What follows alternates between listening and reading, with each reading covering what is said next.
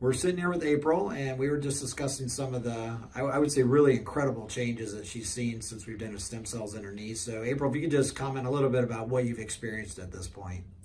I had the stem cells done about 6 weeks ago, and so far my pain is significantly decreased.